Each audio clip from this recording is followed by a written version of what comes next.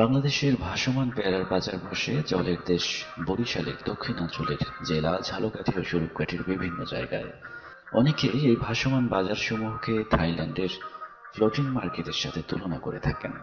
প্রতি বছরের July, August, September এই মৌসুমে কয়েকশো কোটি টাকার পেয়ারা উৎপাদন ও কেনাবেচা করা হয় এখানে। একটি ভাসমান বাজার ভ্রমণের জন্য এখন অনেক পর্যটকই ছুটে বেড়ান এশিয়ার সবচেয়ে বিখ্যাত এবং বড় পেয়ারা বাগান ঘুরতে। চলুন তাহলে দেখে নেই এই বিখ্যাত পেয়ারা বাগান এবং ভাসমান বাজার। জনপদের নাম আটঘর কুরিয়ানা। পেয়ারার জন্য দেশব্যাপী এর খ্যাতি। এজন্য গ্রামের নাম ছাপিয়ে এর পরিচিতি পেয়ারার গ্রাম বলে। পিরোজপুর জেলার স্বরূপকাঠি থানার সদর থেকে ৮ কিলোমিটার পূর্ব দিকে এই গ্রামের অবস্থান, যেখানে মাইলের পর মাইল রয়েছে কেবল পেয়ারার বাগান।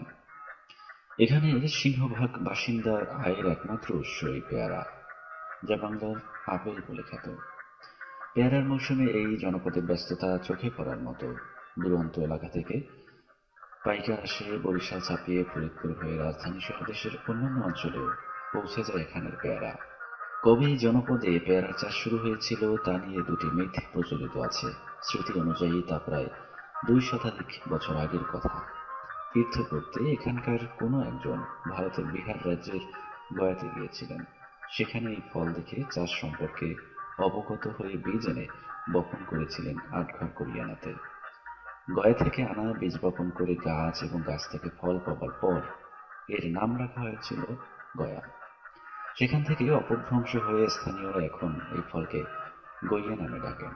উৎপত্তির অপর কাহিনী সম্পর্কে আটঘর গ্রামের কোনো একজন প্রবীণ চাষি বলেন, আন্দারপুর গ্রামের পূর্বচন্দ্র মণ্ডল কাশীতে তীর্থ করতে গিয়েছিলেন।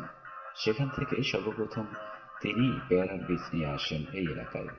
এই হিসেব অনুযায়ী প্রায় ২৫০ বছরের কাছাকাছি হতে পারে এখানের পেয়ারা চাষের বয়স।